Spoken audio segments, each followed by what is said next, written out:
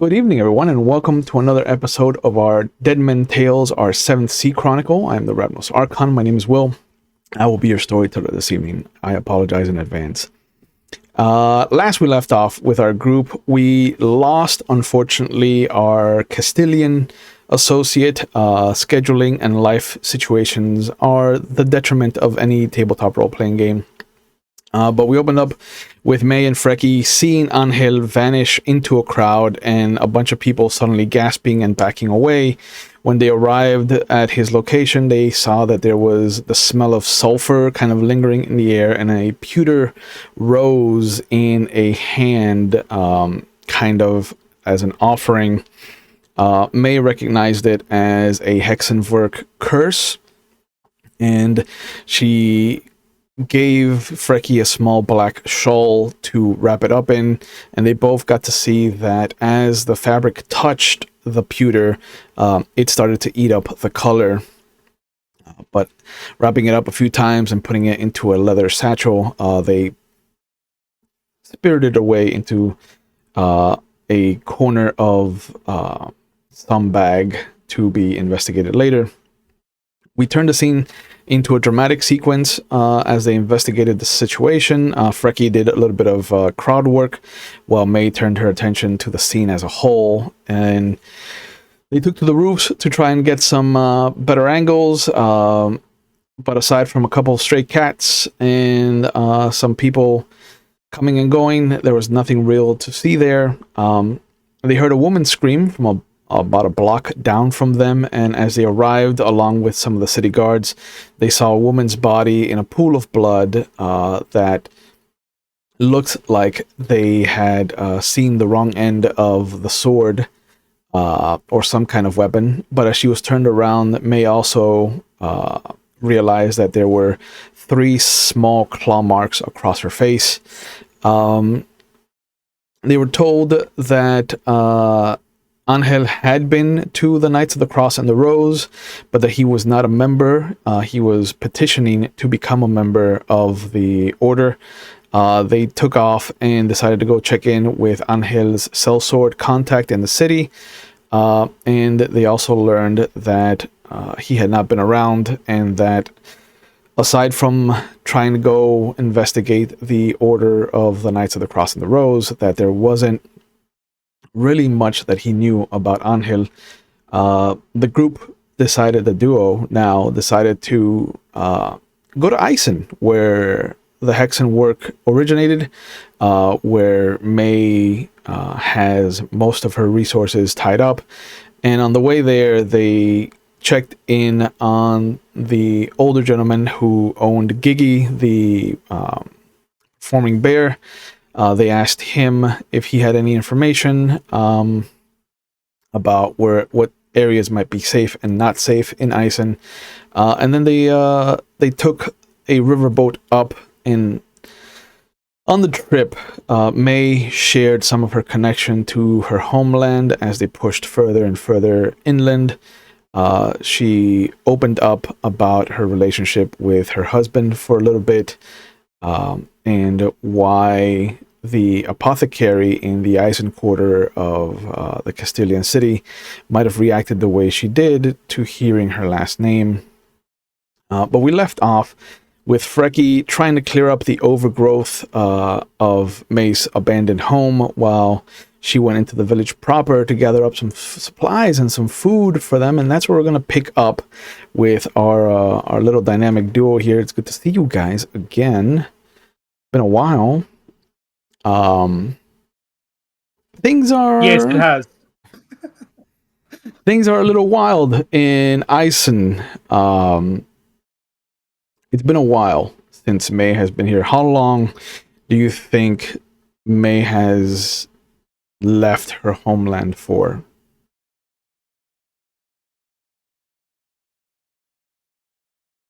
You are muted. You muted yourself from being unmuted. You are class act. Mute. Super pro streamer. Fix your life choices then. Yep. Yeah, there you are. There you are. I was not muted, sir. It was Discord. Okay. Not my fault. Not my fault. The last time she had been here was when she received the summons to go down to Castile. So for however long she's been in Castile, that's how long she's been away from the house. Yep. And you know how that goes. Yeah. I mean, we've all been through that part of the journey. So yeah, she really hasn't been gone that long, but this is a Ravenous game, so it could be as long as you're going to tell me. I don't know how to take that comment. So we're gonna say that you've been away for at least a month. Honestly, like 3 months is a good time period. So the overgrowth looks much worse than it should.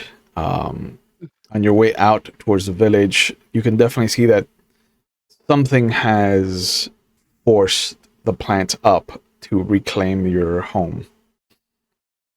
But as we see Freki kind of taking his coat off and getting to work and tearing up the weeds and such, we follow you into the main heart of the village. And as you're walking through, some of the people will second guess and give you second glances. Like there's the air of they know you. Where do they know you from? Kind of feeling and vibe that comes from the city itself.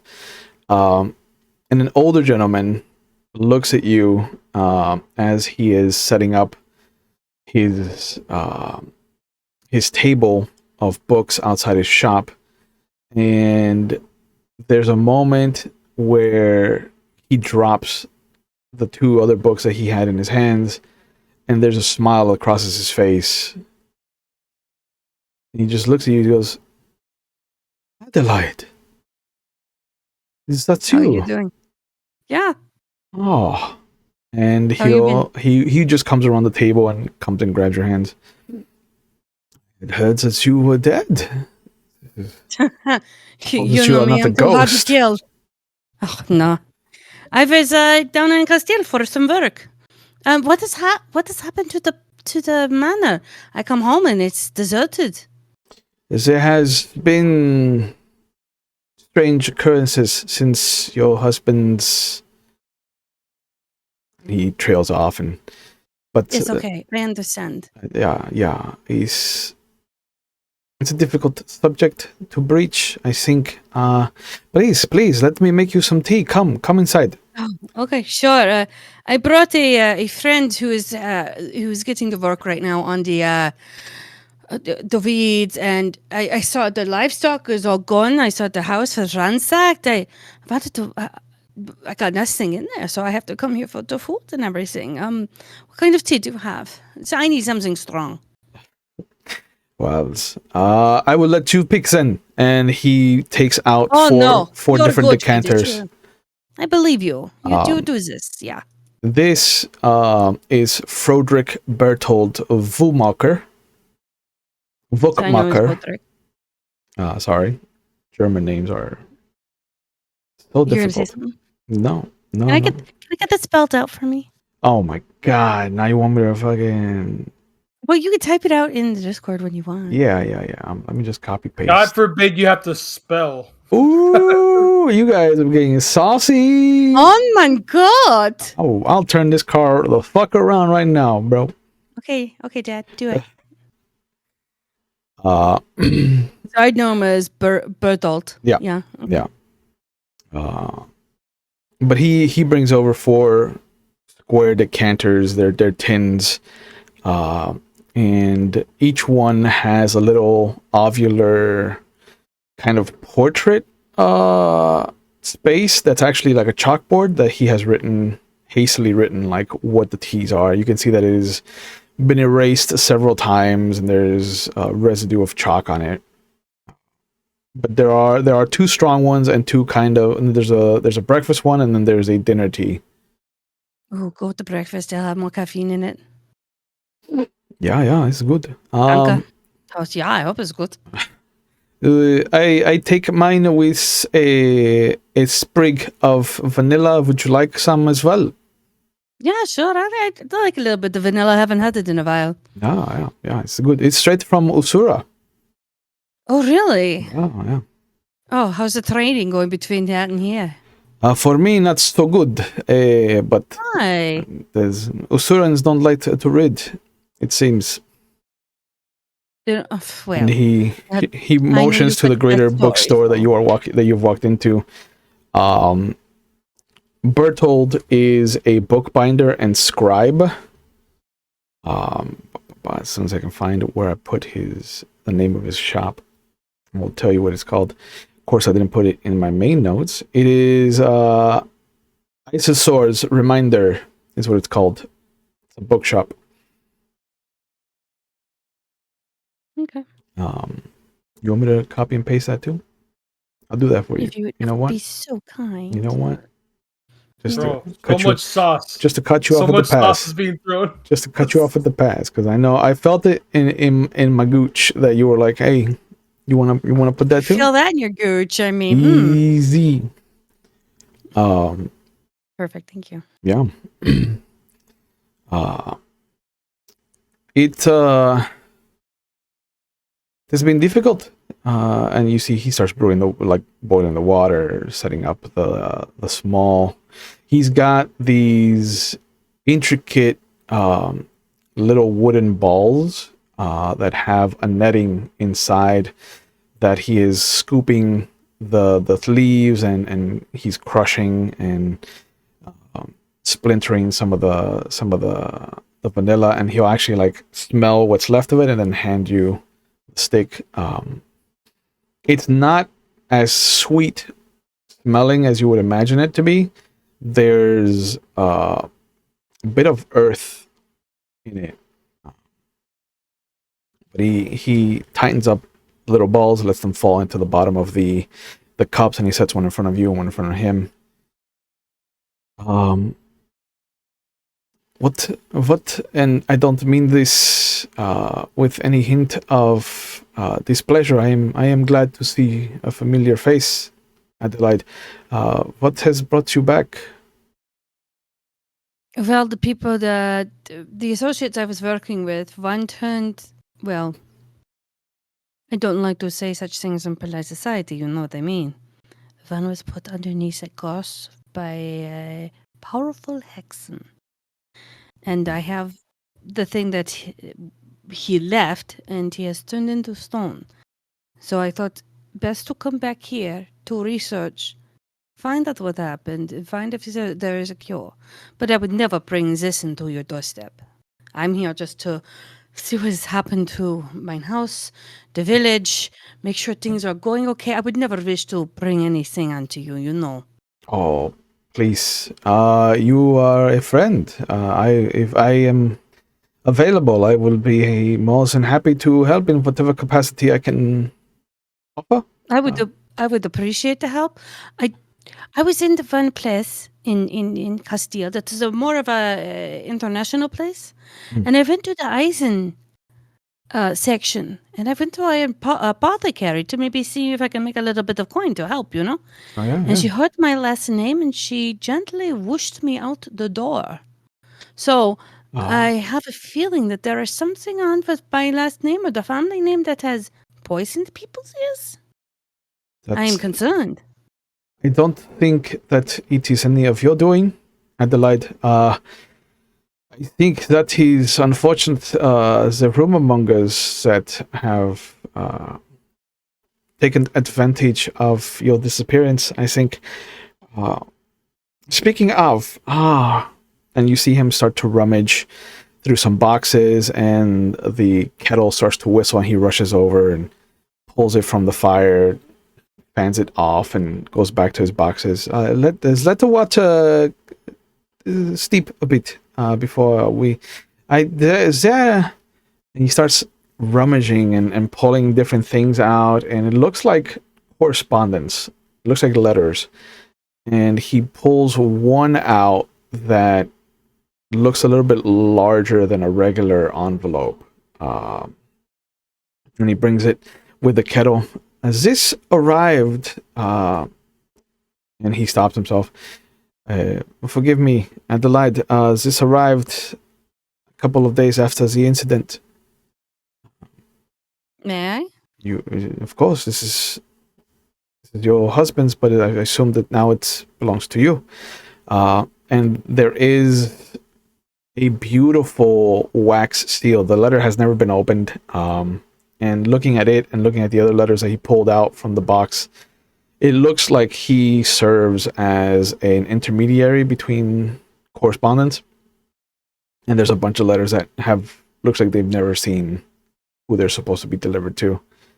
But the wax seal has this beautiful calligraphy curved B in the center of what is this ornate oval.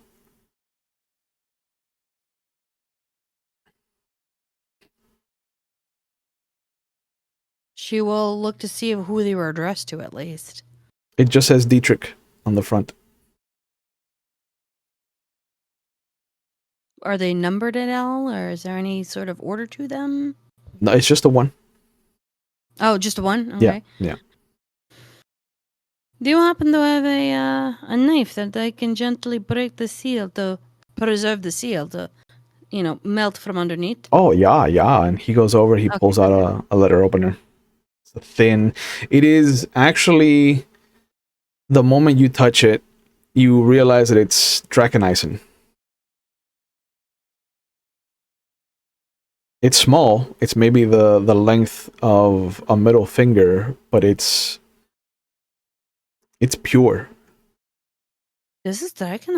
How did you get such a beautiful letter opener? And she will slice it open, or slice the thing underneath it to preserve the seal. That was a gift.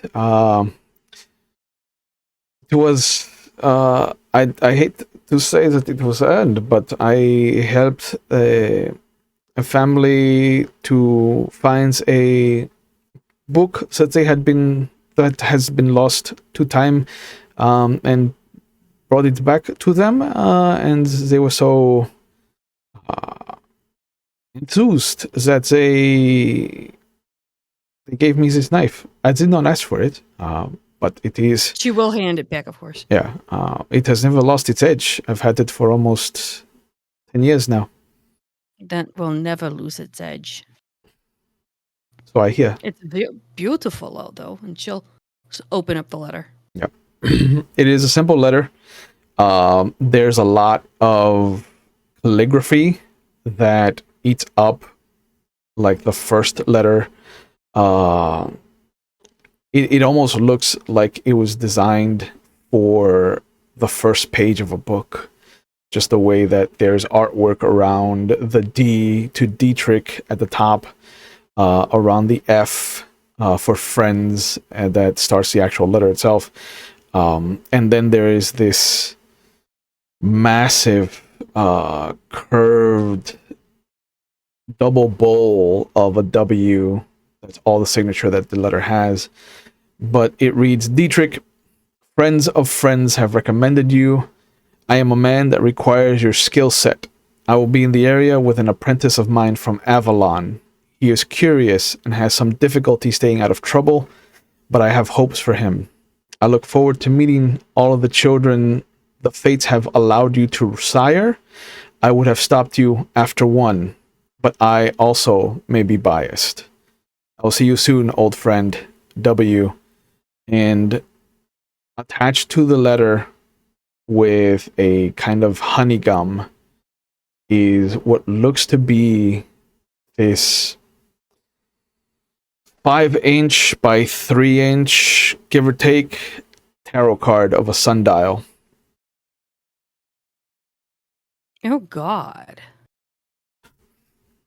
Would this ring any bells to her? Or probably not. Probably if this was not. sent to her husband. It was sent to her husband, correct. Shiza. Hi, let's give you an ornate letter that you don't know about, but guess what? That was like a couple years ago. She's going to take a deep breath and go, was there ever a man with a Avalonian steward with you? There was a man that came looking for your family about a month after the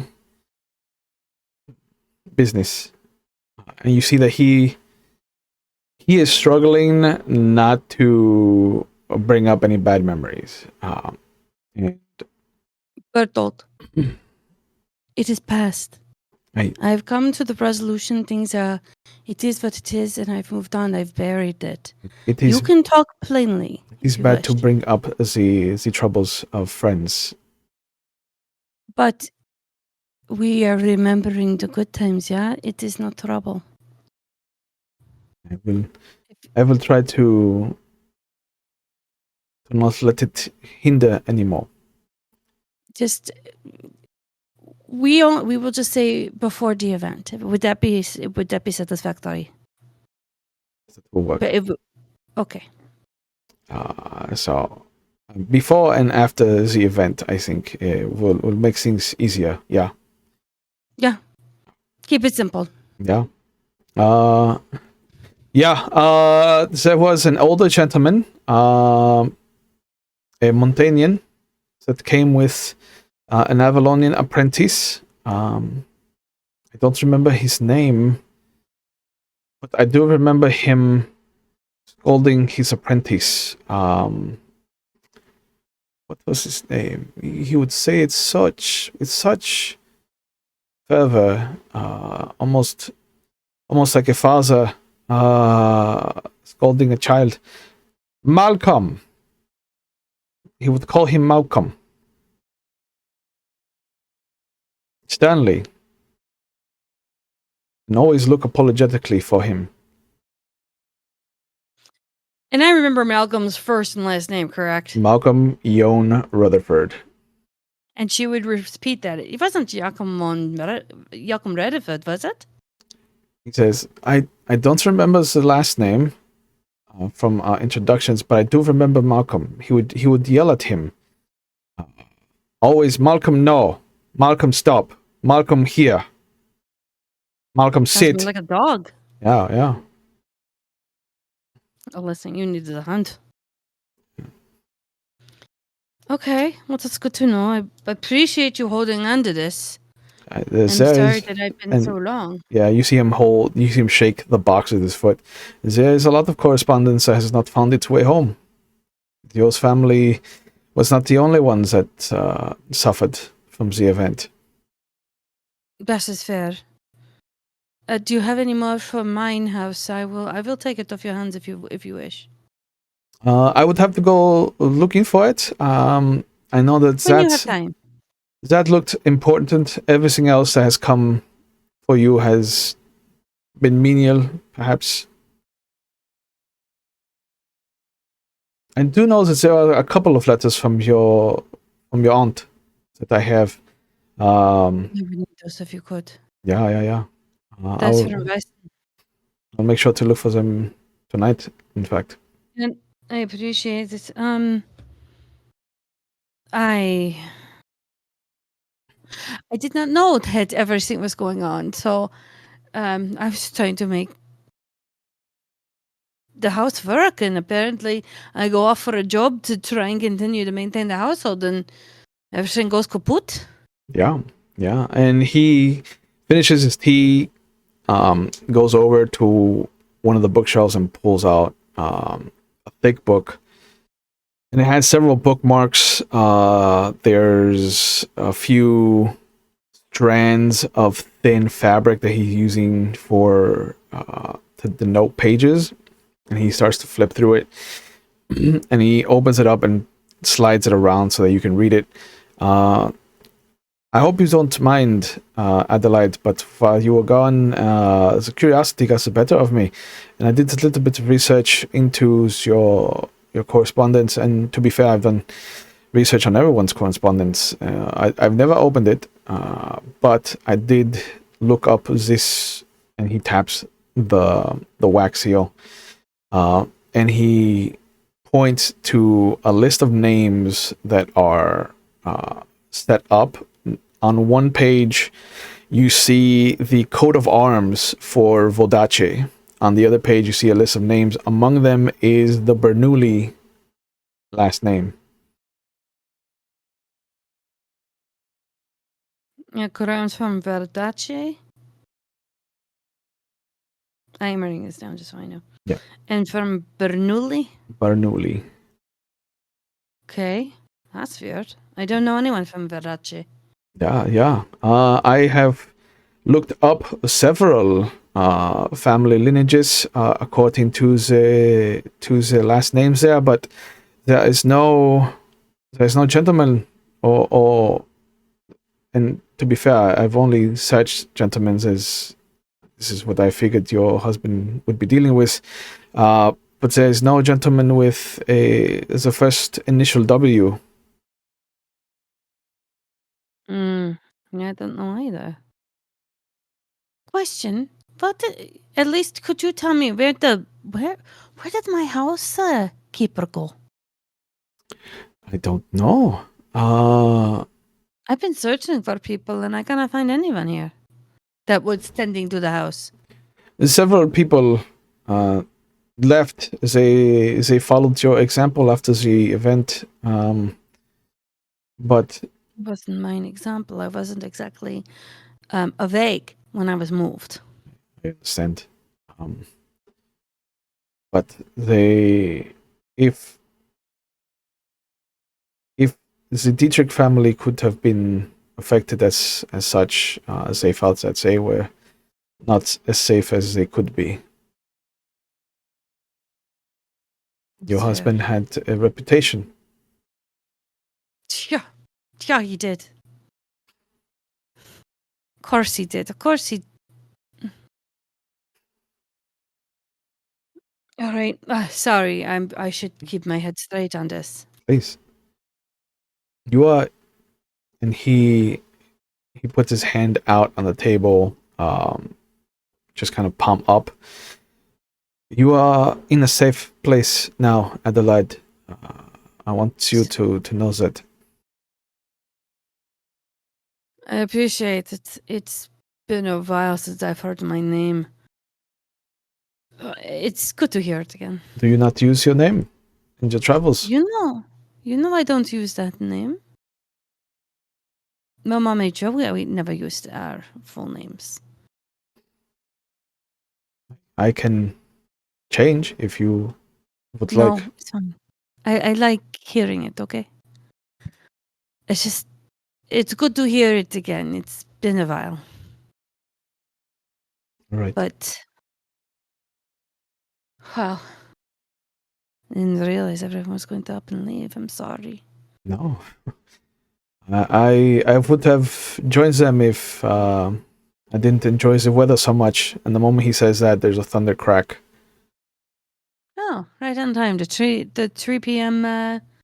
Oh, yeah. It's the thunderstorm. afternoon. It's the afternoon shower. Yeah. Yeah. What's up on you? And he grabs a couple of towels. Let me go and covers the books outside. Yeah. He starts pulling the table down closer to the shop itself and under an awning. But if there is nothing else, you can go handle your groceries list, handle anything that you got, and go back home. Once there, She will inquire if there is any people, if there's any openings or anyone that's looking for work for a housekeeper. But she'll leave that with the grocer, just to word of mouth, and she'll take all the groceries back home. Okay. You'll see that Freki has, for his part, done a lot of good work in the amount of time that you've been gone. And I don't know how much weed pulling or gardening Freki has done before. Well, I would say that it's not necessarily weed pulling. What I did, I imagine that the field is overgrown, past knee length. Yeah. So, what Freki would do in an experience like this is he would actually sharpen the edge of the shield that he has, and he would flip it upside down and use the handle, so it would almost be like a scythe. Yeah.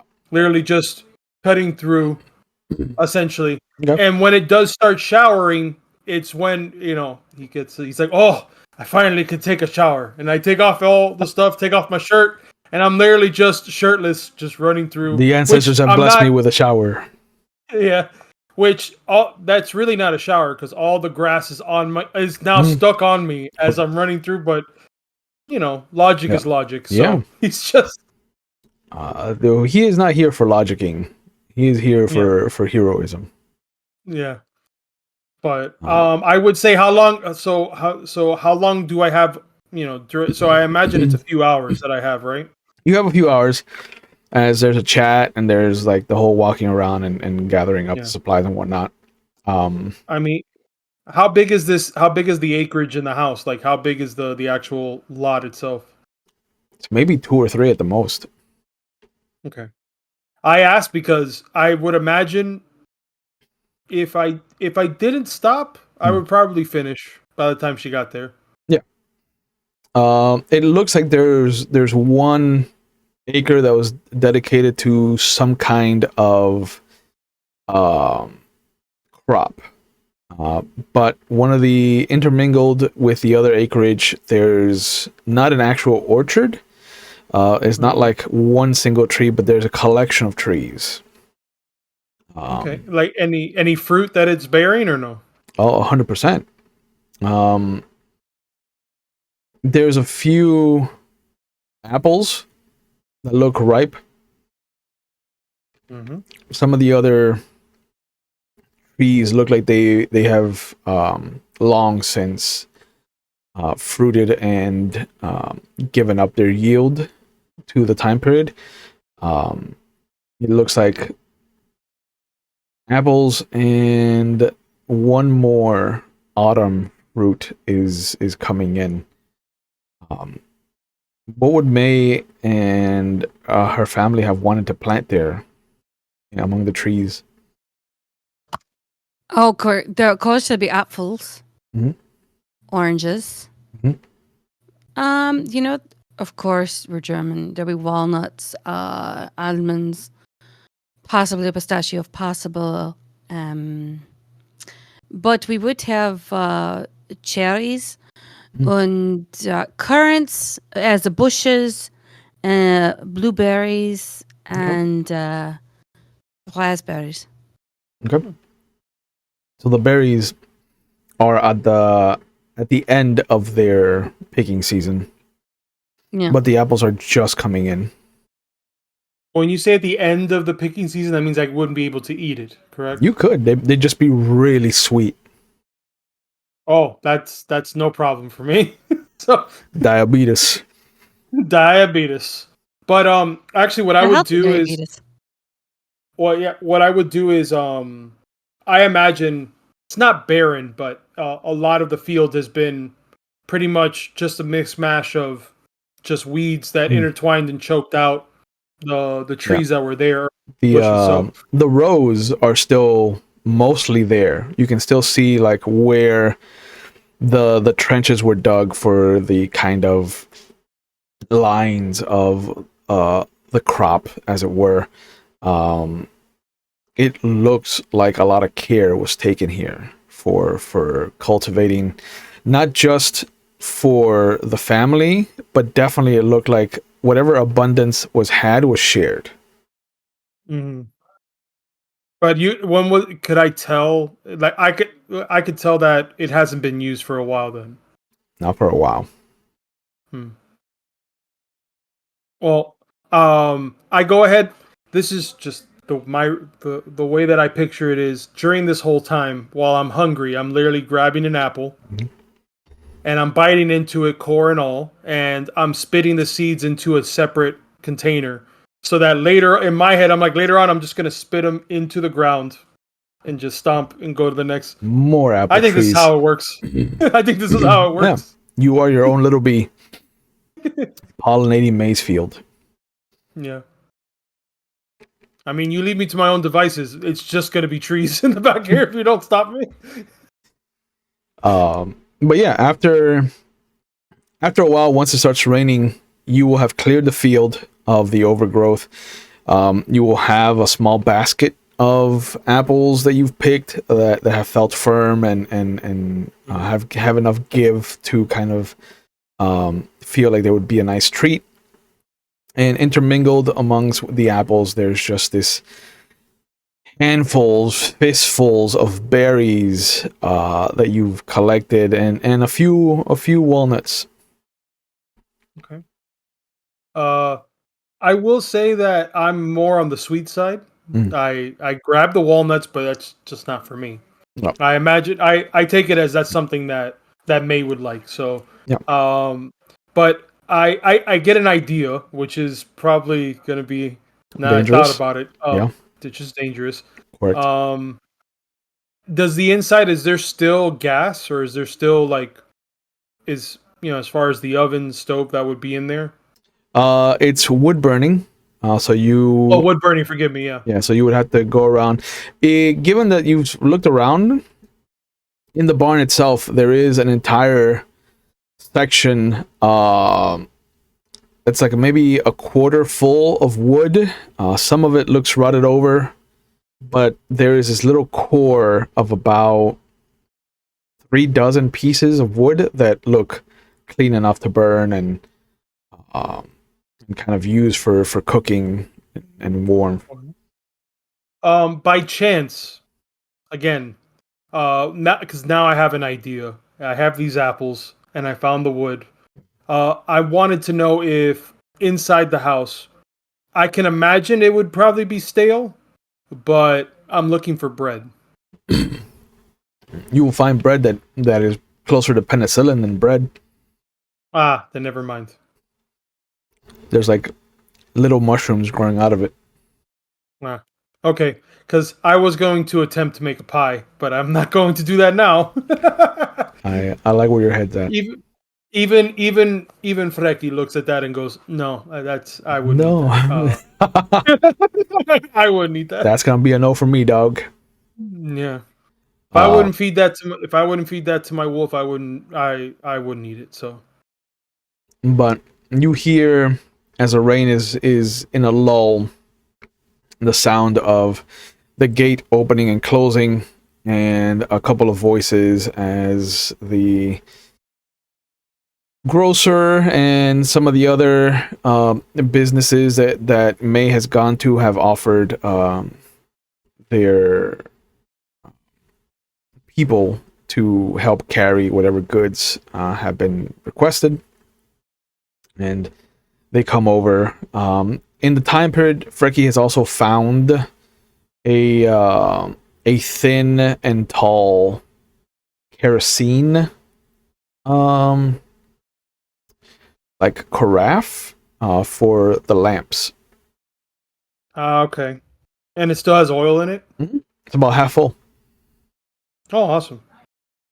Okay. I see as May comes in. I'm like, I have apples.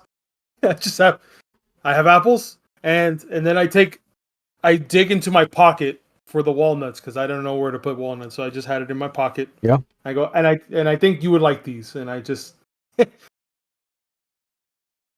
Danke, where did you get this? What? Wait. Just And I point outside. Points to the field, and you can see that he's done work. He's done work.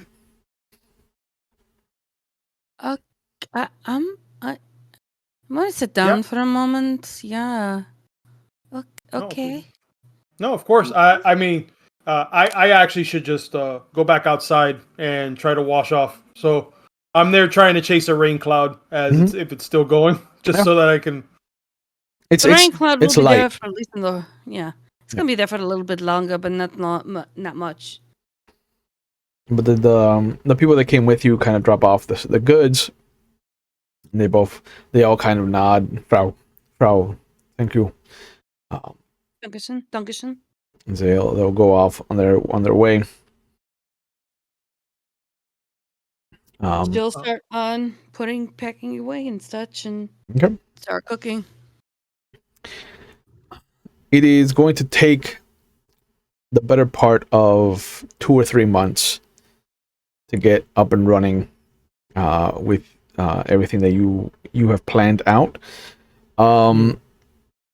It's gonna eat up one of your wealth to stick around, keep everything working. Yeah. Freki don't care about money. But in that time, it is more than There it is. Excuse me. It's more than enough time for May to earn her next story, which is earning scholarship 1. So you've got your first dot in scholarship now. Yeah. And I wanted to ask for during this time, this is a rare opportunity for Freki to actually be in a place for this long. Usually, it's one of those things where he's just, all right, I'm here, I finished, I'm gone, go off to the next thing.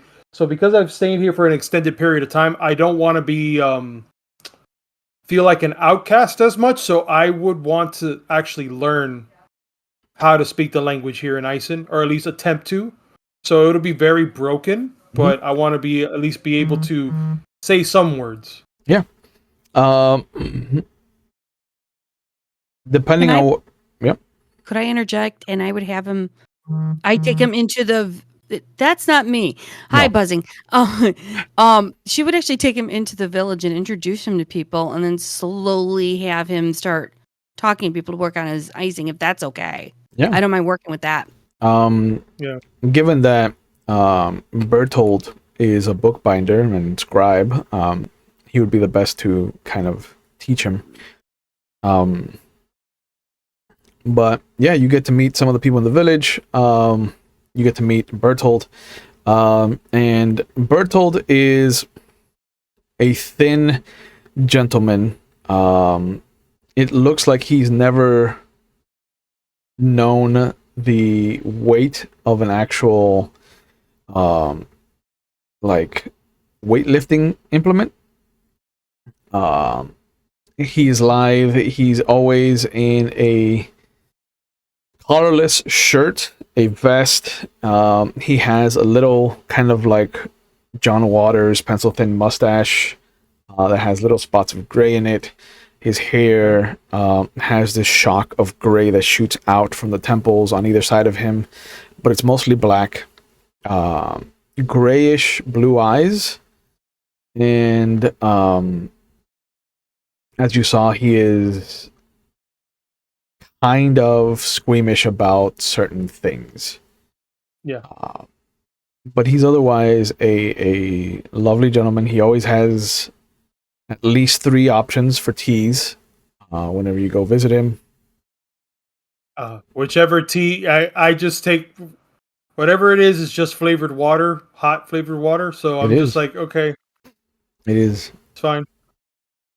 I would say that during this whole time of opening up to him, that I would try to share stories of my endeavors, which would include, escorting,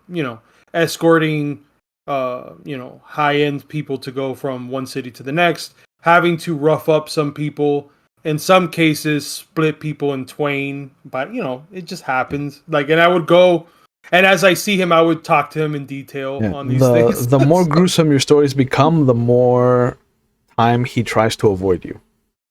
And as you tell him these stories, you can hear his chair scooching away from you.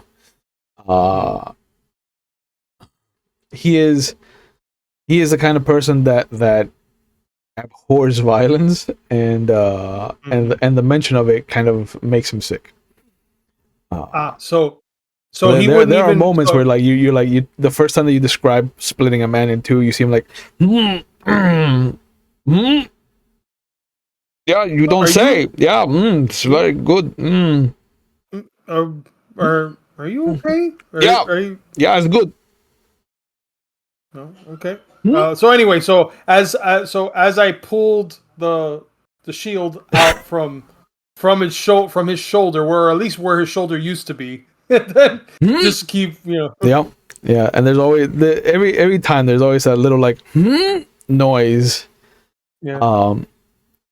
But it's been the better part of 3 months. May has been scouring her library, rebuilding her collection using Bertold's connections and whatever information she can glean from individuals. But you have pieced together that there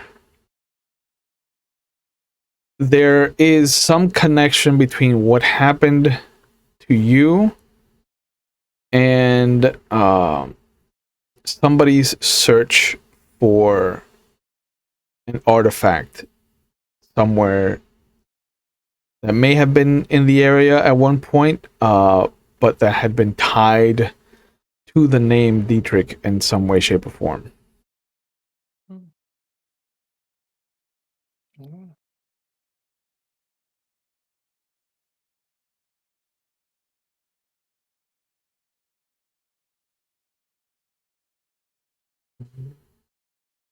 Okay.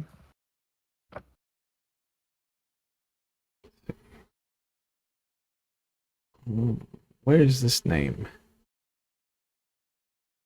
¿A dónde tú estás? Yeah, where did you go? Yo no sé pas. Yeah. You know, Or if we're speaking German, ich weiß es nicht. I don't know what you said. Yo no sé. That I know. Yo no sé es ich weiß es nicht. There is nope. How far back do I gotta go for this? God damn. All the way the fuck back here? Perfect. To the beginning. To the beginning. Where everything starts. This is where Vicini said we were going to go. This is where we are to now. Yeah. Yeah.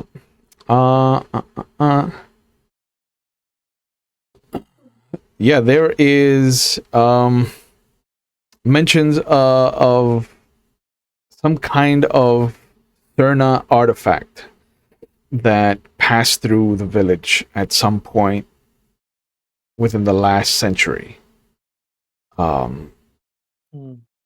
There's mention of a Avalonian historian that came through. There's mention of a Vesten historian that has come through. People have been looking for some kind of mythical item that is said to repel darkness. In the research, however, you come across a name that I think leaves May white for a split second, because it is Lord Ilvar Dresden Vanthrop's name of House Dresden.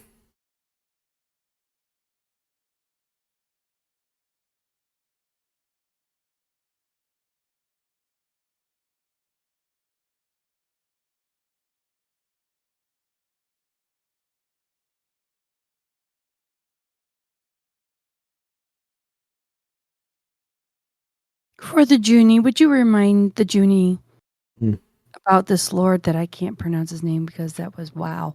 Ilvar? That's a mouthful for a German. Wow. I mean, Lord Ilvar Dresden Vanthrop? Yeah, but good job for saying it all. Yeah, look at that. Look at that. The gentleman is the current patriarch of House Dresden. It is one of the main houses that gets its wealth from the Black Forest. And what I think affects you is that you've met one of his agents already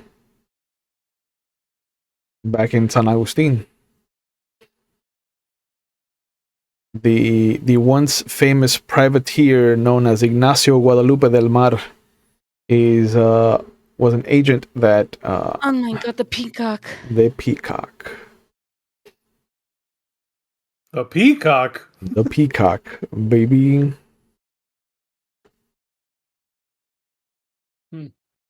Yep. He was an agent of Caridad de la Playa Dresden, of House Dresden.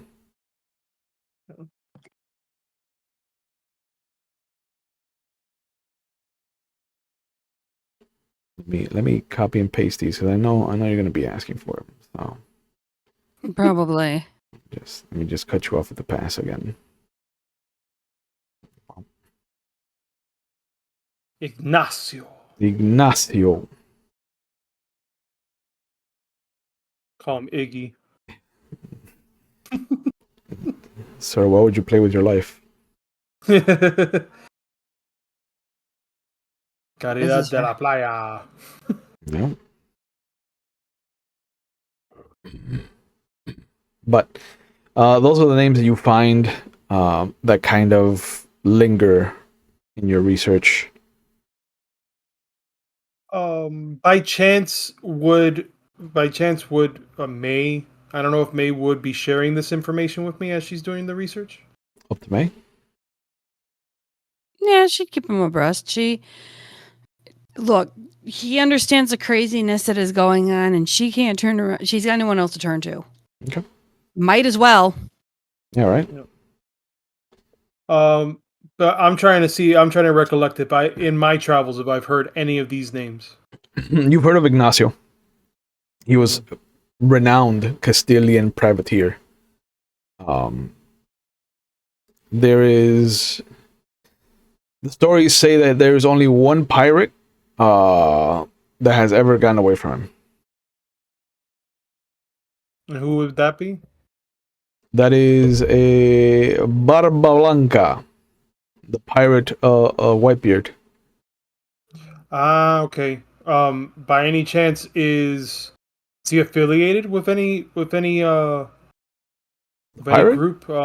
Yeah. As far as society, a secret society, like not like Crimson Roger or anything like that. Right. No. He is unaffiliated. He is a pirate for pirate's sakes. But he does kind of patrol the waters of Castile and Montaigne. He had dominion over the Vodache waters, but he was pushed out by the Crimson Rogers. Right. I imagine I may have. I don't know if I would have ever crossed paths with him at any point. He doesn't go that far north. Okay. All right. Yep. I also wanted to ask, since this is a 3-month span, yep. I am fascinated, obviously, with first off, bears. So I know that obviously in Isen they train bears there, and I know that it's within the forest or by the forest. Yeah. I just want to know. One, I want to see what it would take to actually get a bear. In this 3 months, if I was able to obtain one. In the 3 months, you could start the groundwork for finding a bear, but acquiring one is going to take a lot more work than 3 months allows. Excuse me. The village that you're in right now, where May's home is, has no connection to bear taming or bear training. Okay. There is a family on the opposite end of the village from May's estate that breeds wolfhounds. Oh, okay. Maybe then never mind. Okay, I love bears, but now a new shiny has emerged. Oh, because wolfhounds it's a lot easier to train as opposed to a bear. Correct. Yeah, and I've had more experience with hounds than anything. So yeah. At least if nothing else, to have a pet, because I need somebody else to sleep outside with me, because I can't just be the only one. He does have a room. Yeah. Oh no, I mean use that I don't use it. I mean, I'll keep my stuff in there. Which stuff? I mean, my shield. I'll just leave it in there during the day. But so much Eisen swearing. Yeah. Yeah, the family is well known throughout the village, and in the neighboring villages. Actually, they are a house of good repute. They breed. They have a gift for breeding wolfhounds. So if you need them for speed, they will crossbreed specifically for you. If you need them for power, they'll crossbreed specifically for those. And every season they take donations, and the winning donation is what determines the breed that they focus on for the coming kit. And upon this donation, if you happen to have won the highest bid, do you also get a litter from that? You get the whole first litter. Okay, well, I'm sorry, May. I'm using their, again, money is no object, but apparently for them they are. So I'm just like, here, I'll just put one wealth, whatever that is. For a bid. Yeah. If you go over to the estate, you will notice that the moment you leave the town proper, there is a few, about every 150, 200 feet, there is a lamp post that will lead you in the direction of this family's home. And when you get out there, the first thing you hear is the barking and the yipping, and there is this low howl that reverberates in your chest. And the moment that it ends, all of the barking and yipping stops. It is like an alpha demanding quiet and getting it. And as you come up to the fence, you will see that there is a series of 6 fences, each one progressively getting taller.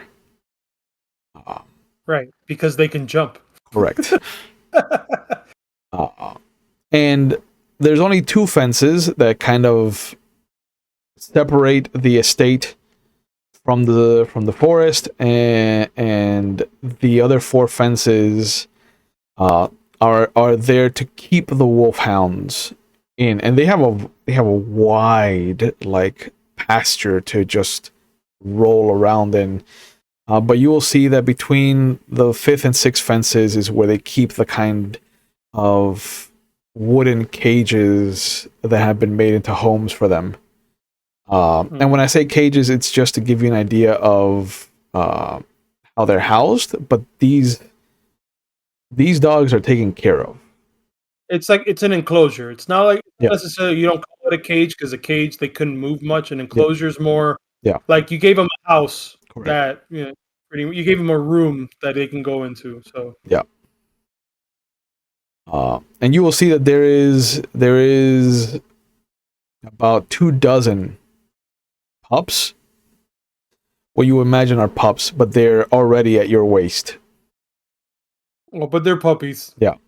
And you imagine that they're pups because the moment that you see what you imagine is the alpha that let out the howl, the wolfhound that you see patrolling kind of like a shark circling his water, its shoulder is at eye level with you. Nice. Like it lowers its head down to make eye contact with you as it just kind of like slowly walks around the whole length of his domain, really.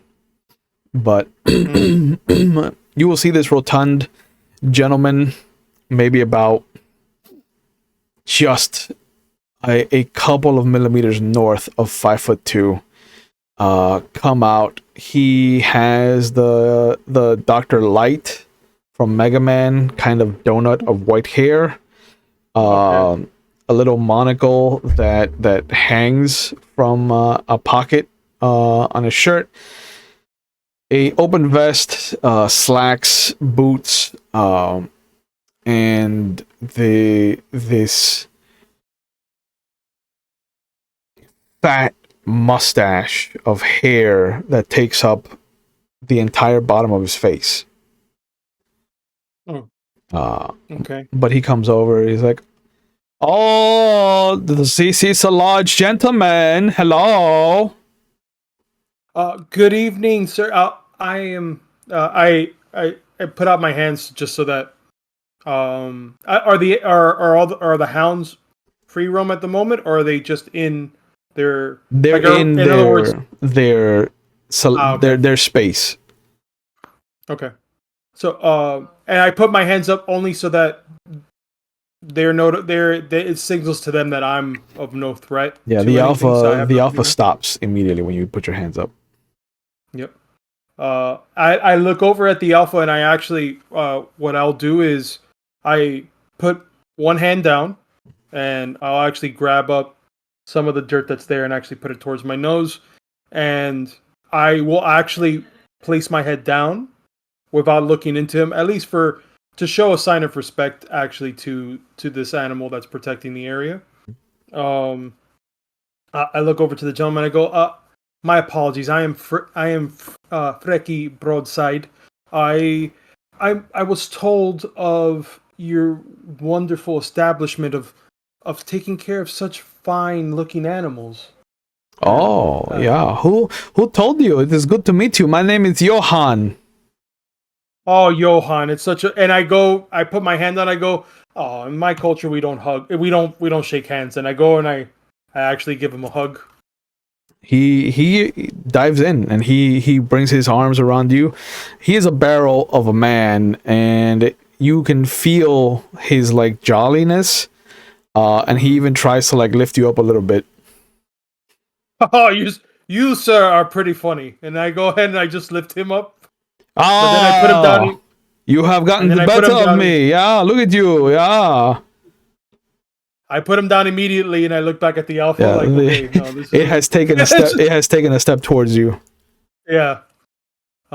So I'm actually I was told by the town proper further down here Yeah. that to come here looking, because I am actually looking for a wolfhound. I Oh. hear that. And I glance over at the what I think are the pups. Yeah. And I don't I do apologize for coming at this time, this time of the day, but I just wanted to know, uh, is it possible at this point, if you are selling any of the litter that you have currently? Uh, it would be difficult to say goodbye to these animals. And you see him go over, and for his size and shape, you don't expect him to have the mobility he does, but he vaults the fences. The two fences between his estate and the actual pen. He vaults both of them, and you see that he goes over and he unlocks the door, and you see all the pups come running over. The alpha has not moved and is still staring at you. I immediately sit Indian style on the floor with my hands outstretched. I'm like, oh my god, this is like a dream. And he grabs one of them and he shoos the others away. And you see that as he's about to shoo them a second time, the alpha, without breaking eye contact with you, barks, and all of the ones that he's not touching immediately sit down. But he brings out the one with him, and as he gets closer to you, like you can see him struggling to keep the wolfhound in check, because it is matching your energy pound for pound, and it just wants to like run at you and lick your face and Oh my god, be a dog. let him go, let him go, let him go. But he comes over, he's like, this is the only animals that I am willing to part with currently. He is the runt of the litter, and so a lot of people have chosen not to take him. Oh, and I say under my breath, I go, don't worry, Freki was also a runt of the litter as well. I'm not talking about myself. Yeah. I'm just Yeah. saying, Freki was also the runt of the litter as well. I look up. Do you have a name for him yet? We do not. He is, as you can tell, very difficult to break in. The others, they understand when the alpha commands. They must listen. This one is too free spirited, I think. I don't know if a name will stick with it. I at this point I look dead at this pup that's in front of me. Yeah. He is eye level with you now that you are crisscross applesauce. Yep. And how big is so it's at eye level now. Yeah. I go I lean in, and I actually tilt my head so that he can actually smell the back of my ear, my neck, the nape of my neck, things like that. I go, so what do you think of Balto? I'm earnestly asking this animal what they think about this name. It continues trying to like pull on the man's, and you can see that every so often like he has to reassert himself and kind of step back. He is not letting the dog get within like a foot of you. I'll take him. Oh, but this animal is not something that anyone can afford, unfortunately. You don't say.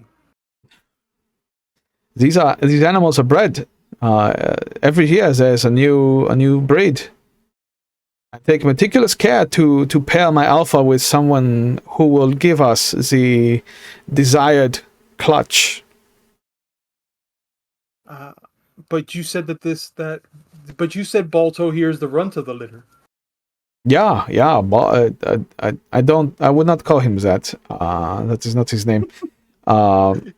He is rambunctious. He is difficult. Some of the best animals are untamed. In my experience, sometimes it's the energy that this is the type of spark that is common from where I am, and I honestly think that he reminds me a lot of someone or something. And if he is of no cost, then please tell me. I've only been here for such a short time. However, I am willing to trade, barter. Is there something that of need in here? I will literally put everything on my back and fix it if you need it. Just you let me know.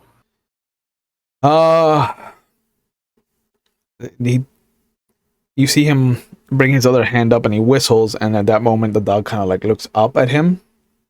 And he's like, let me put him back and we will discuss options. If you are serious about wanting him.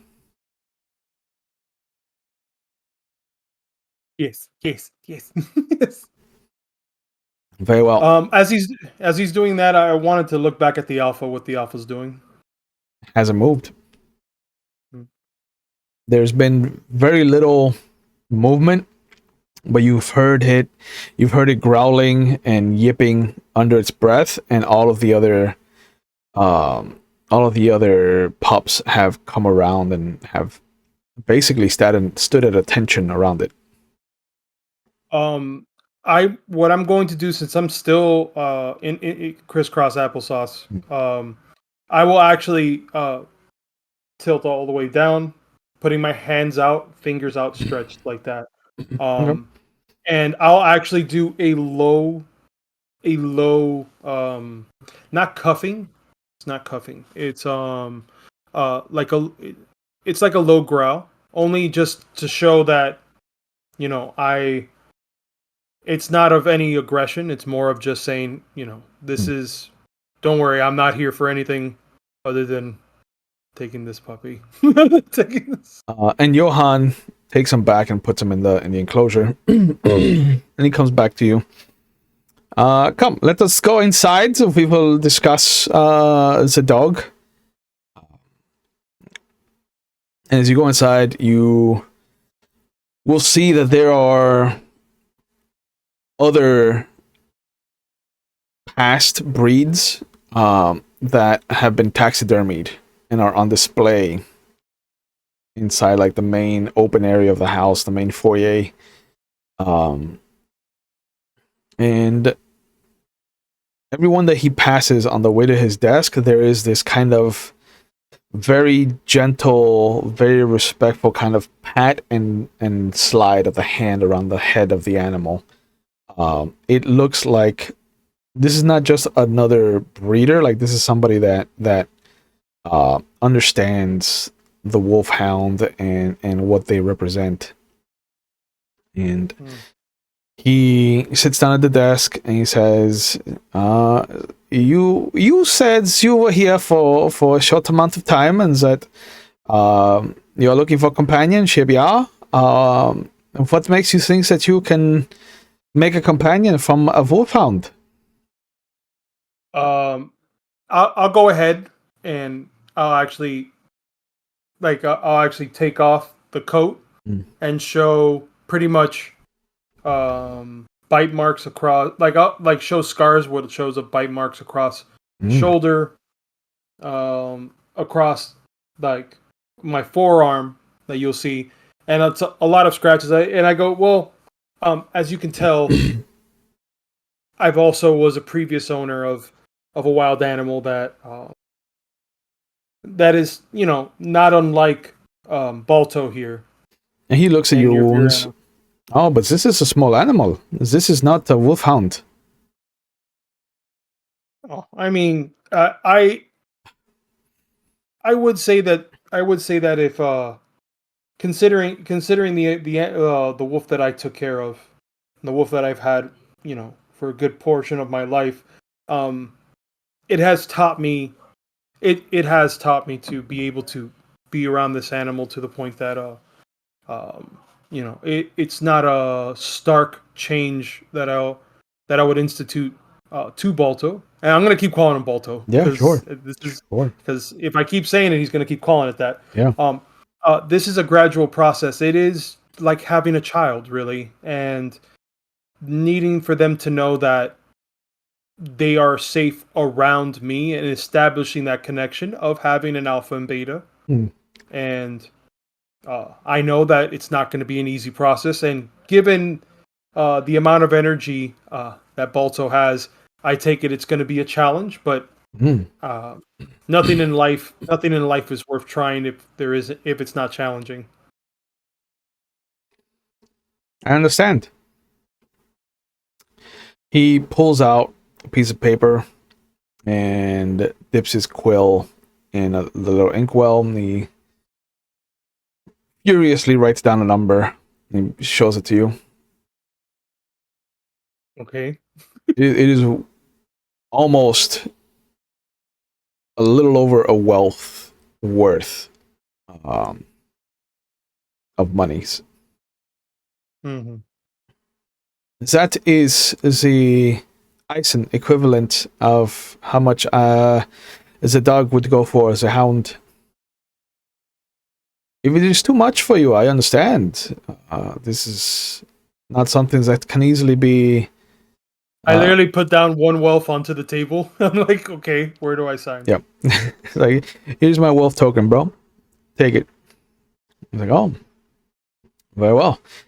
I did not see that you were a man of means, my friends. I apologize.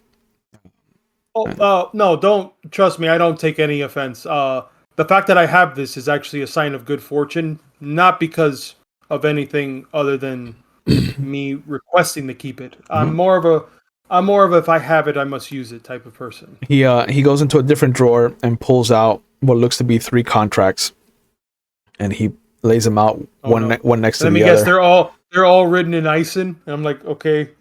I mean, they are. I know that word. They are written in Eisen. But I know that word. He lays them out next to each other, and he explains to you. He's like, this contract is for the understandings that we are not liable for any death that may occur from taking of this wolfhound.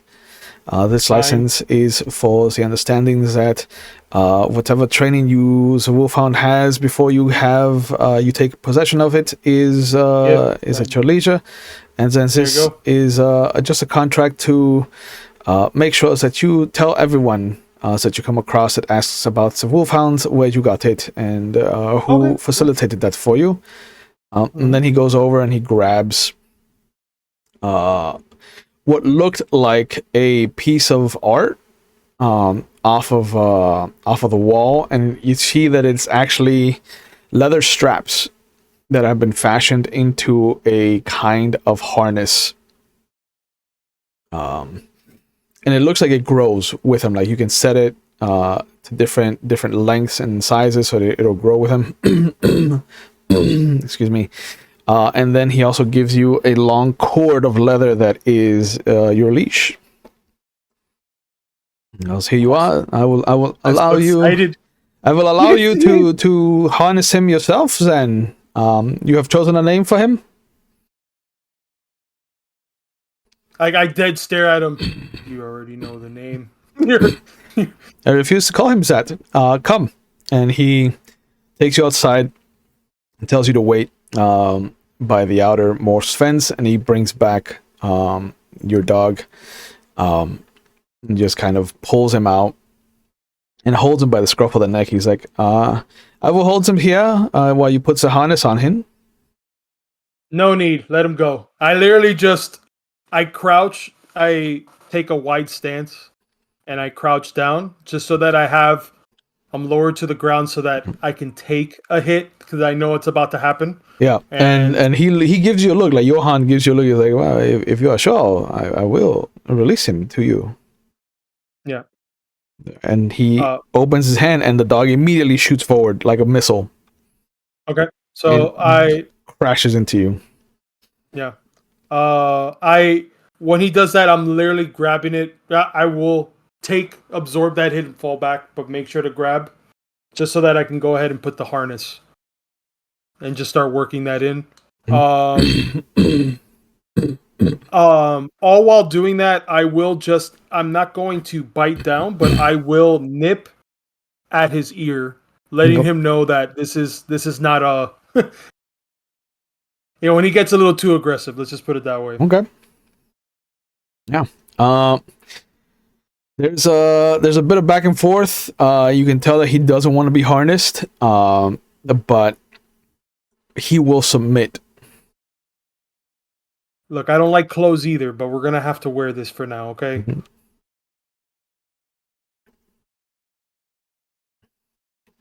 And and I go to Johan. I come up to him. I go, you don't understand how happy you have made me. This is something that I feel that I've been missing. That now I can at least piece back together. I do appreciate it. Oh, please. What is the name of your establishment again? This is the kennel. This is the Wolfric Kennels. Wolfric Kennels. I will make sure to let everybody know about this place. Yeah, very nice of you. I am just as pleased. I was not looking forward to the alternative for this young pup. Okay, I don't even acknowledge that sentence he said. I'm like, thank you so much. You have a pleasant evening. Yeah. I look over at the alpha and I just nod my head and I go and I just leave out. Yep. Yeah. Is this towards the end of the 3 months, or am I what I want to ask you is in this? I'm trying to do this within the 3 month span. It's after the middle point, so you've got like a month with him. Yeah, which I pretty much I'm treating him like an outdoor animal, just like I am. But I make it so that me and him are sleeping in the same surrounding, especially especially with the inclement weather. What is the conversation that happens when you arrive at the Dietrich estate with this animal? Oh! I open the door. I go, "We got a puppy." Not a I'm puppy. sorry. I think I might have had a couple of apples in my ear. But what you say? Oh, and then I just come. and I just walk outside, and I have a feeling that Balto is literally just going through the fields, running through the Yep. I extend my hand out. What the fresh hell is this? This is Balto. Uh-huh. I try to see if I could call him over. I'm probably not going to listen to me. No. He ends up jumping into the first kind of level of branches that shoot off from the apple tree. Oh, Balto, you shouldn't have to. And I walk over. I'm like, oh, you rambunctious one, you. Yes. Adelheid will actually go, Baltel here! Nine! Nah! Immediately shoots over. Plastic! Sits. Sit. Oh. And I take out a piece of parchment, and I'm like, okay, that. Lay? Drops down. You have to have a commanding voice. Up. Gets up. Jill, go. Well, where are you going to have the dog at? Oh, he's gonna be sleeping with me outside. It'll be fine. Oh, okay. Am I? It is going to get cold here. Very cold. You will need. No, colder than that. You're going to need a fire when you are sleeping. I would recommend. Building a fire. I got you correct. Okay. No. 9. Building the fire, unfortunately, when it gets so cold that it snows, you need to be in your room. But what we can do, hear me out.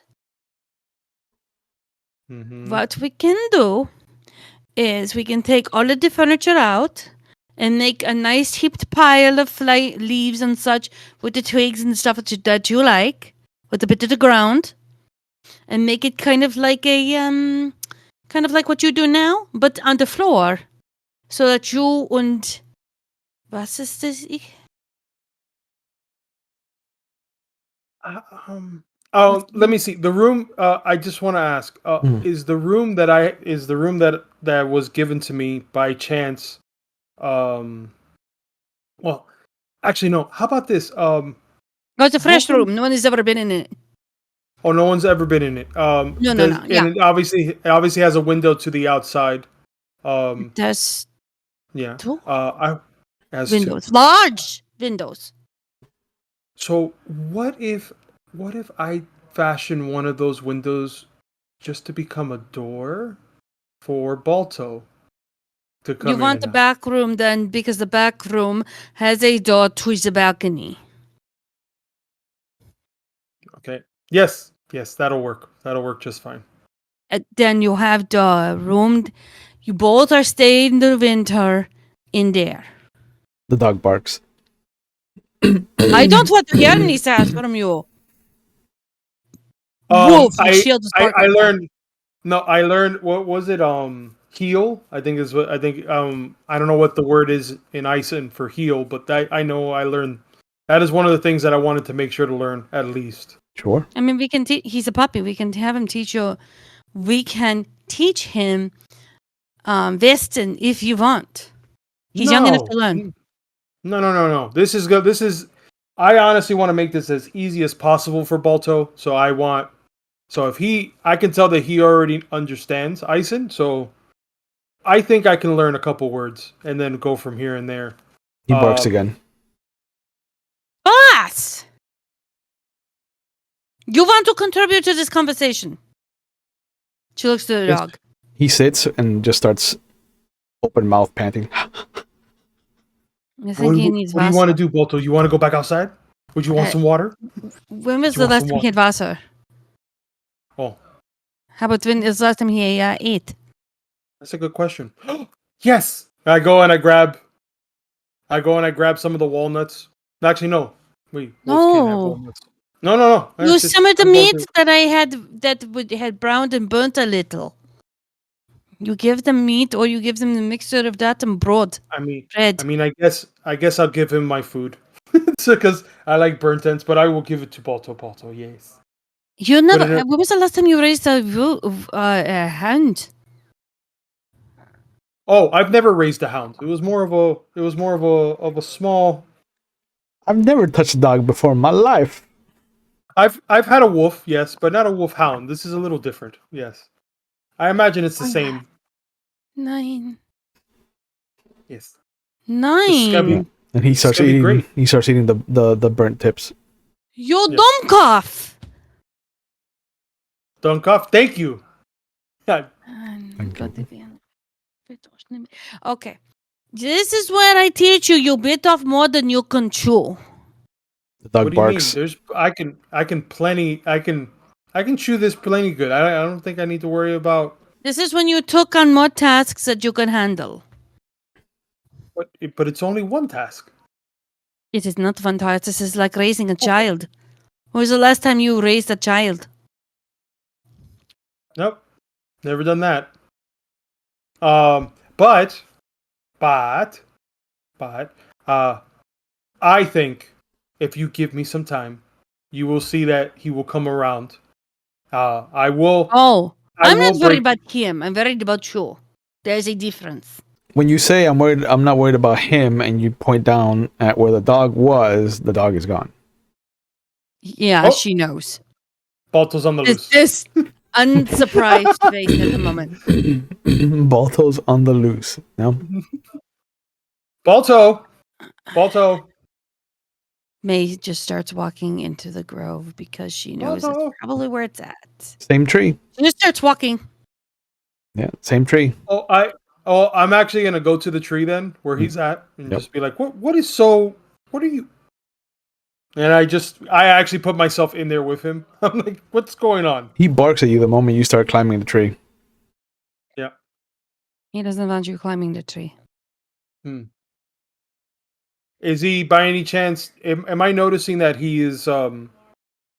Is it because of the tree in general, or is he trying to go under the branches like you were talking about the bush, or what is No, it? like that he's jumped and climbed up onto the little kind of cradle of where the tree naturally splits off into its branches, into its first level branches. Oh, okay. Well, I'm climbing up there with him then. Okay. As He's you, standing right there, not climbing. yeah, as you get up to the point where you are maybe halfway up the tree, he headbutts you, and then he barks at you. That's so nice. I that's okay. I'm just gonna continue to go up. I mean, at this point, it's just I take it as he's being playful, which Yeah. so Yeah. so I get into the crux of the tree next beside him, not on top of him. Mhm. And I'm like, well, do you do this a lot, Balto? I don't. It's He, actually not that to bad. May, he looks like a child that has been forced to share a toy with a sibling. There's that kind of just this plop. May kind of looks at Adelaide looks at the dog. What kind of name pops into Adelaide's head? That's an Adelaide question. Well, I thought I wanted to make sure in case storyteller had plot. Nope.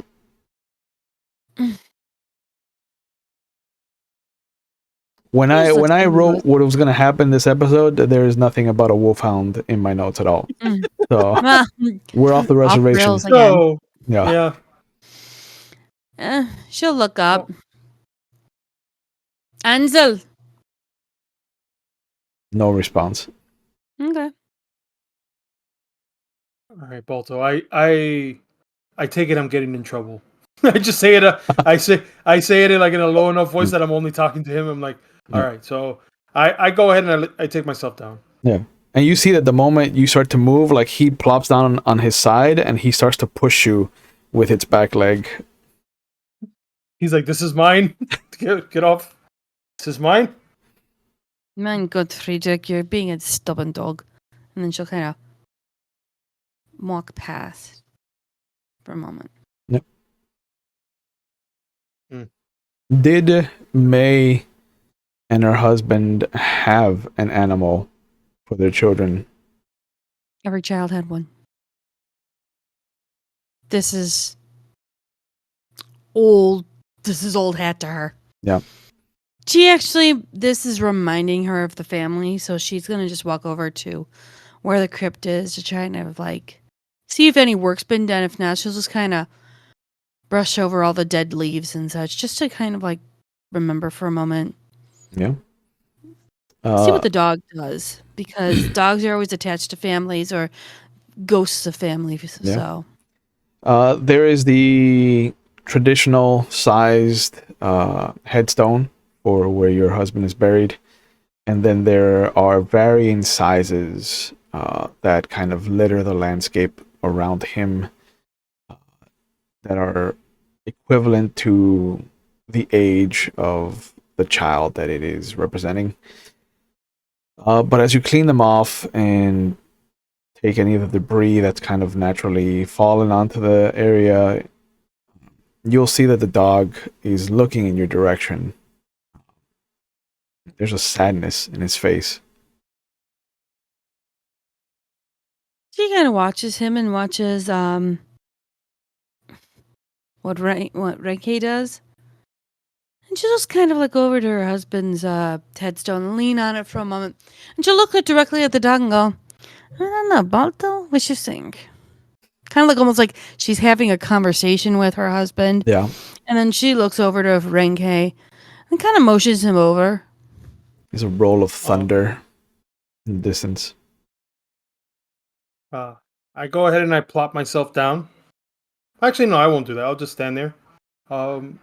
Is this where your family is laid to rest? She gestures to the headstone that she's leaning on. Yeah, this is my husband. And then my children. I've been having conversations on and off. I know they're not there, but it brings a bit of comfort. I mean, I too know how it is to lose someone who is so close to you, but I can only imagine the grief that you would have to deal with for this level of loss. I'm so sorry. It's okay. Things happen for a reason. I still grieve for them, but at the same time, I hope they're in a better place. But that's not why I came here. Each one of my children had one of them. So I am out to raising wolfhounds. But for him to sit in that tree, and then as you climb up to him, looking like, oh no, a sibling is taking my favorite place now. What is this? I have a feeling he is seeing you more as a sibling and not a master. I see. Hence why it's easy to command him.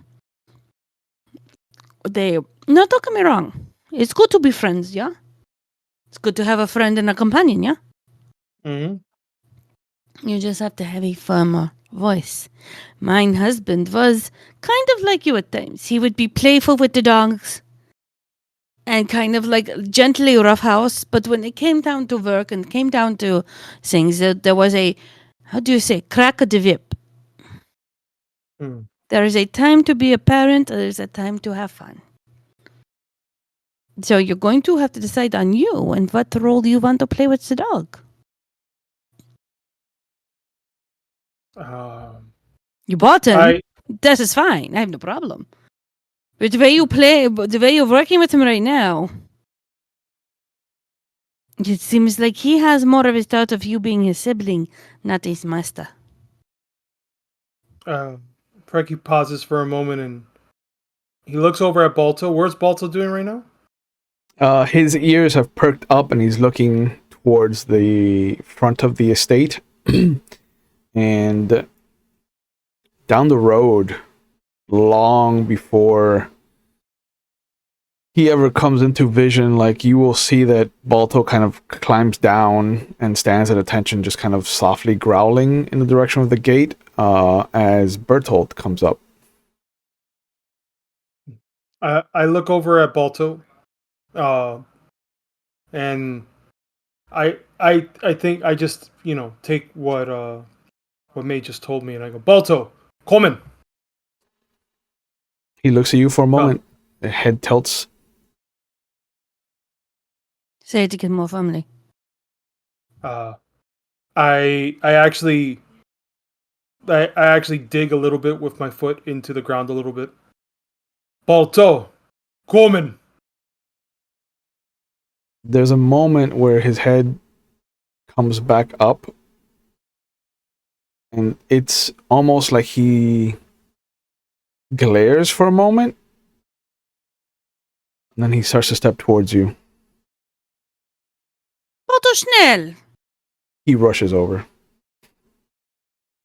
I extend out my hand, right? Mhm. And the word I'm looking for, yeah, I believe it. I'm trying to pronounce it, and I say, of course, I'm going to say it bad. Sure. Hake, like heel or hack. Really, what I'm looking for is for him to actually I'm extending out my palm, Mhm. and what I want him to do is actually rest his chin onto my hand. He puts his paw in your hand. 9. I say it like that. 9. 9. 9. Okay, I'm gonna go talk to Betok. I'm not even paying. I mean, yes. Yeah, the moment you say 9, like he barks and he just spins around you. She starts laughing and heads towards to Betok. Bertolt. At the gate, he stops and he kind of holds his hand up. At the light. I do not mean to bother. It's fine. Come on in. Yeah. An associate has come looking for someone that could help. I figures that you and your large friend could be the people that she is looking for. Have you found any work? No, not that I haven't been looking. There's been a lot of cleaning up as well. I do know that we can do a good harvest next season. And if I can get some good cattle, I have plenty of acres for them to roam. If I can get into the cattle business again. I will spread the word then. Are you busy? Can you both come to the shop?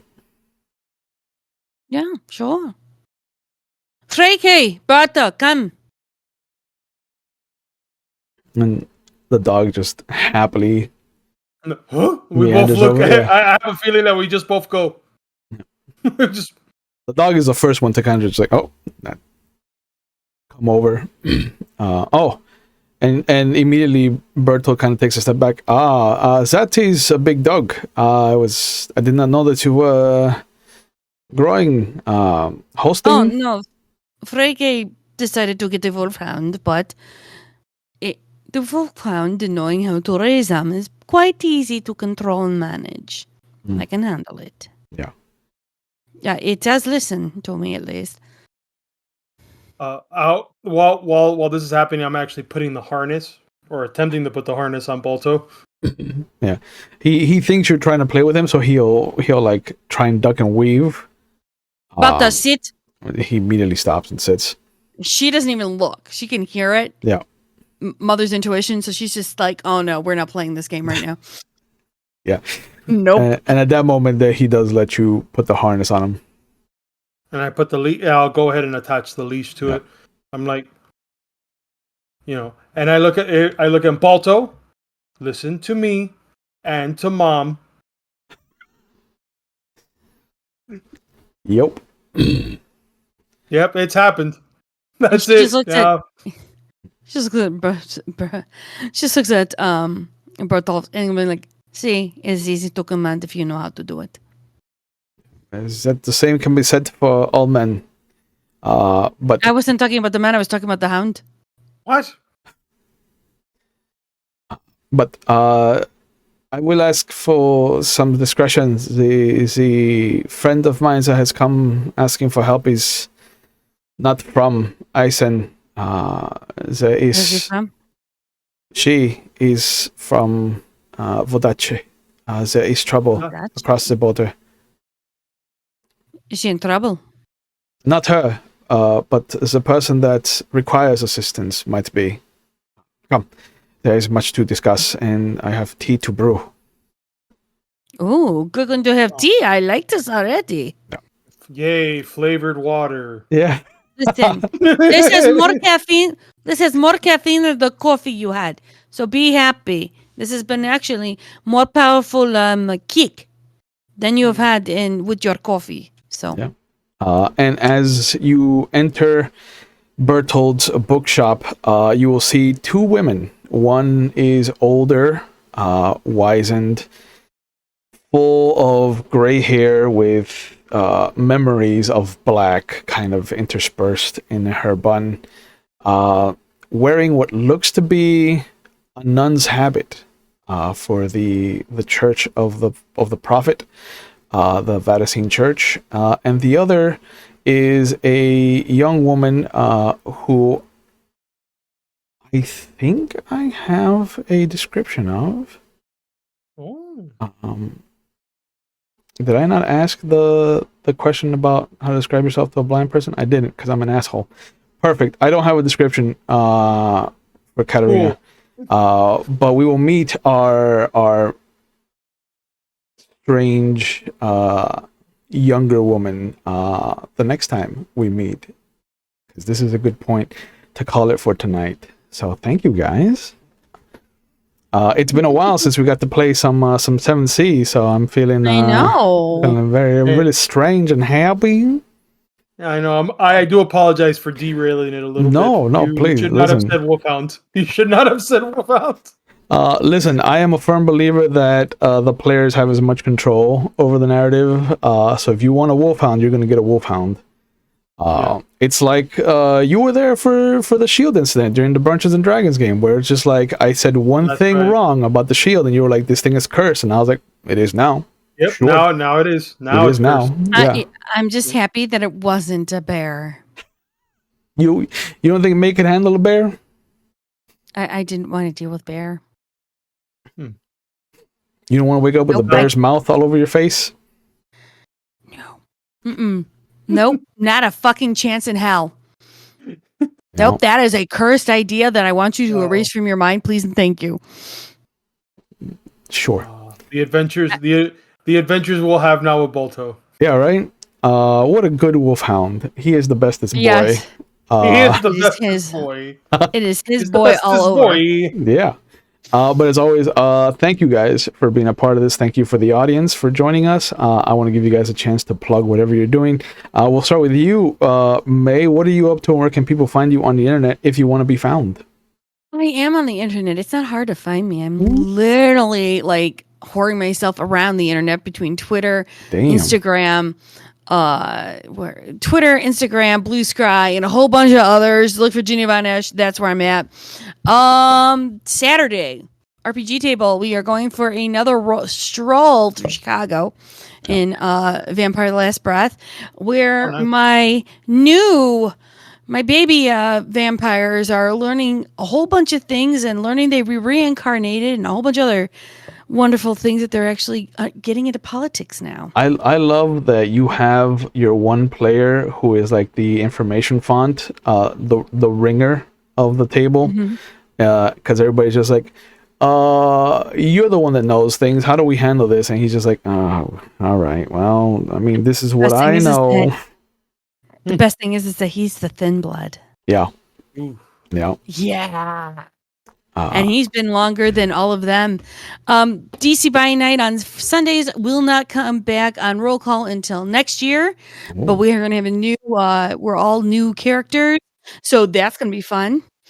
They or may not have been inspired by my Dark Ages character, which is on McStabbers, but they are on hiatus until next year as well. But we're doing Changeling. Yeah. We are doing Changeling. So we're doing Changeling, and then we'll be back next year for this then. Yeah. That's where I'm at. Okay. Freki, what are you up to? Where can people find you on the internet if you want to be found? Well, you can find me through the interwebs under Mr. _ with the underscore in between each word. I also, every so often by myself as a bear or with bears under Crit or Die on TikTok. you find me here on every other Thursday as Freki. You can also find me on Vampire the Masquerade under your sessions that you have on Mondays in the Anarchcast. My character may or may not have done something that could have drastically changed the scope of the game. You did drastically change the scope of the game, but that is a Monday issue. That's a Monday situation. Yeah, this is Thursday. We do different things. Why am I even surprised? Yeah. Oh, you know things. I mean, I am a Bruja, so it is Bruja does what Bruja does. So the Somber Scamp is helping Bruja Scamp do more scampy things. Not at all. No. I don't. I'm a storyteller. I'm the storyteller for Vampire. I just got to deal with the situation.